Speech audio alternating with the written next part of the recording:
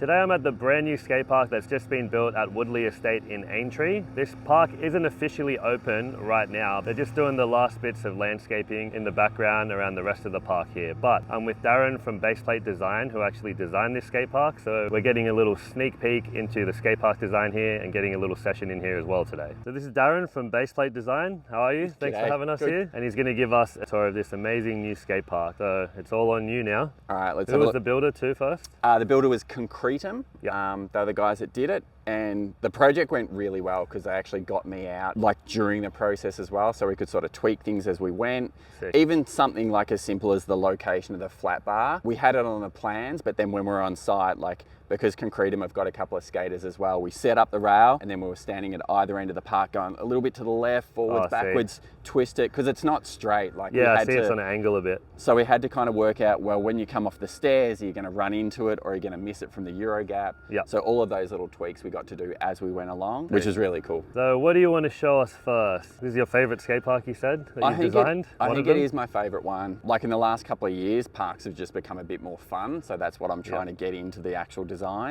But this one's just really well laid out and good spacings. And then it's just kind of got all these different things that I either haven't seen or have been thinking about for a while. Yeah, so I've seen some new stuff myself. Even starting with like the mini ramp, we kind of wanted to have that as a little separate area off to the side. Let's start over here then. And it's so that that can get skated by itself. If the park's busy, we kind of try and set it up so that it gets sectioned off. You've got the back section to stay away from the rest of the park. And even there, we've got like a little love seat that you can grind over, and it's got some stamped concrete, which is something, like I was saying before, I've been wanting to do for a long time. That'll sound good riding over it. Yep, and you get that noise, and it kind of also highlights that don't drop in above it. So on the platform, we've got the same stamp, so that someone doesn't just stand up there and drop straight in on top of the love seat. And then it sort of wraps around and goes into the street kind of area. We've got a super long ledge, nice wide manual pad. I like how it's spaced out a lot too, so there's a lot of space between obstacles, a lot of room for a lot of people to be here at once.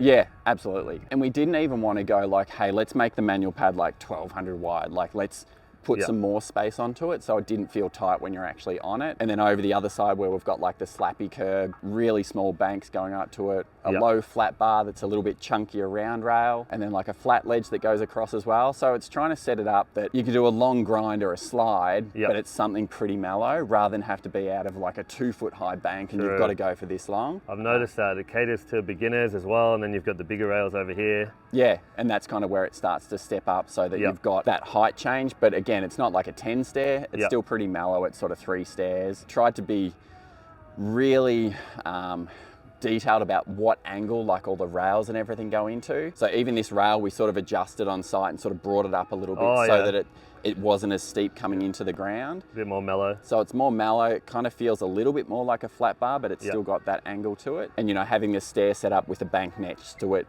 means you get like a tall rail and a short rail and a short rail and a long rail. So like you can come up and you can launch from this point and it's, you know, the high point, 1.5 feet high, or if you're on the inside, the launch point sort of starts further in, so it's really short. It's only about like a foot high there, and it's shorter, so people can kind of get used to it. Yeah, that's cool. And then it's mirrored on the other side too, so you can do both front side and back side. Yeah. Or come out of the bank and hit it. Yep, and then you got the fly out rail, again, both front side and back side. Yeah, that's cool. You know, there's a fly out ledge, and we just wanted to make it a little bit longer than what the typical ones have been. I like the little wallies on the beginnings of the ledges too. So a lot of our ledges have got those, so you can just sort of bash into the edge of it, do something different. Yeah. Up the end, pretty much a standard quarter pipe and bank set up. Keep the flow going. And set up so that you can really just roll around the back of it and roll straight in. Your feet are already set up. It's not like you have to drop in on a quarter pipe to, if you want to hit the ledge and go into the bank, your feet are already set up when you roll in. You're not dropping in and then shuffling around. What about your favorite obstacle you were just talking about? My favorite part is this whole corner. So we've got this really mini spine. You can skate it just like a spine going over on the platform. I'll show the top too. And we started off, I think we probably started off with double coping, like a shotgun. And then we went to like just a concrete square edge. And then we sort of went to, hey, what about if we do like a fat round rail? Just a single, and even the way that we wanted to look at where that rail was positioned, we kind of came in halfway. Oh yeah. Because we wanted it to be like a bit more like the rail sitting above, rather than just like, oh, it's coping with a 5 mil offset or something.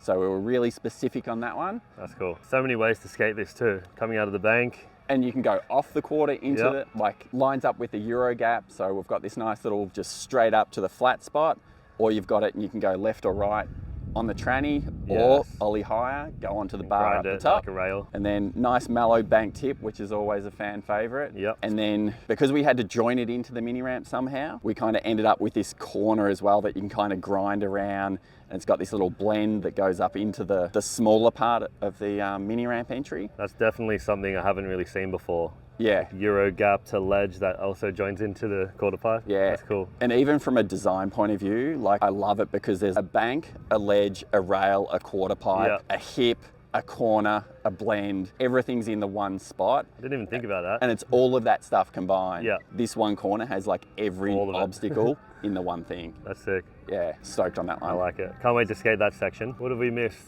The big bank at the top. Big bank at the end, and like even that, having like a mallow kind of hip to it. Yep. So that it's not a 90-degree one that you've really got to go over a corner. You can sort of drift across it. Yep. But also the other thing is it's higher than most other banks that we've done. I think it's like 5 foot high. So it means you've got a heap of face to actually do a trick on. Yeah. If you start from the top, like you get a lot of speed rolling in to hit like the longer ledges and everything. That's perfect. Or even get the speed for the Euro across there. Yep.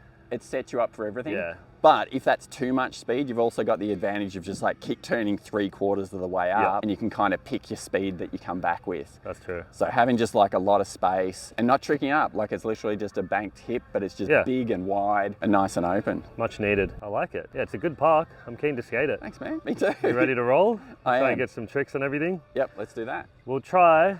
I've been in Melbourne for 5 days so far. My legs are pretty cooked. You hurt your back a few days ago, so we're going to do our best. But thanks for showing us around. No worries. Let's get a little session going on in here. Cool.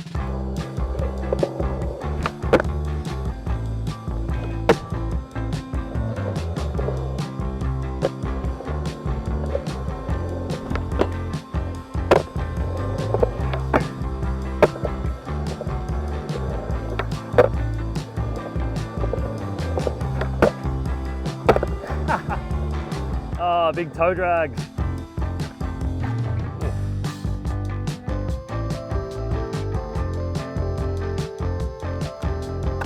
Wow.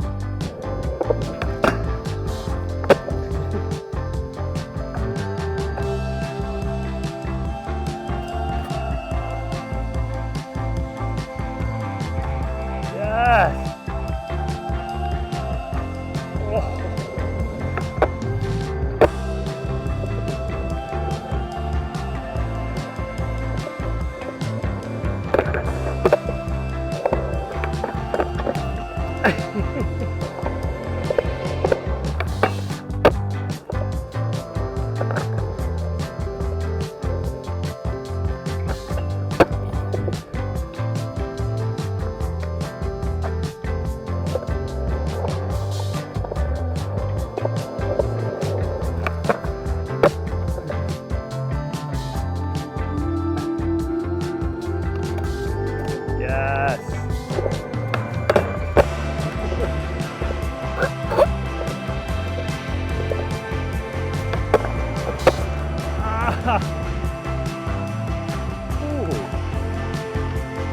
Oh.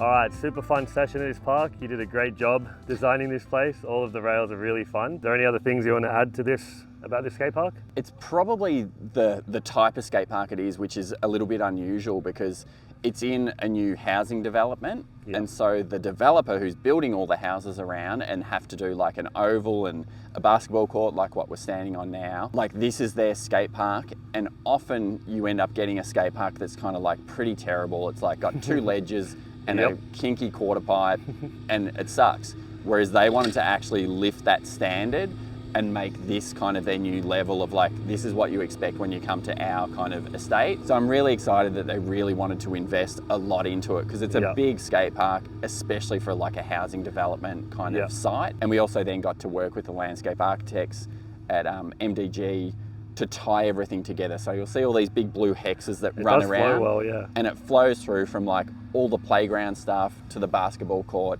into the skate park to make it like one space. So that's kind of nice how you get to integrate things around. You've got shelters, barbecues, toilets, all of those sort of amenities that you really water, need. Parking, everything you need. We only had a small window to skate this place, so I didn't get to do everything that I wanted to, but still had a super fun session at this park. So massive shout out to Darren for organizing us to get a sneaky little first peek and first session at this park before it's opened, and for designing such a sick park. He did a great job. I'm sure this park will already be open by the time this video drops, so make sure you check it out if you're in Melbourne. This is at Woodlea Estate in Aintree, not the old Woodlea Estate skate park. This is the new one. The other one is still standing there, so make sure you go to this new one, not the old one. But thanks again to Darren for hooking it up and getting us a session in here before the park had opened. He also was involved in designing the Engadine skate park that I skated back home, which you can check out in this video right here, because that park's really fun too.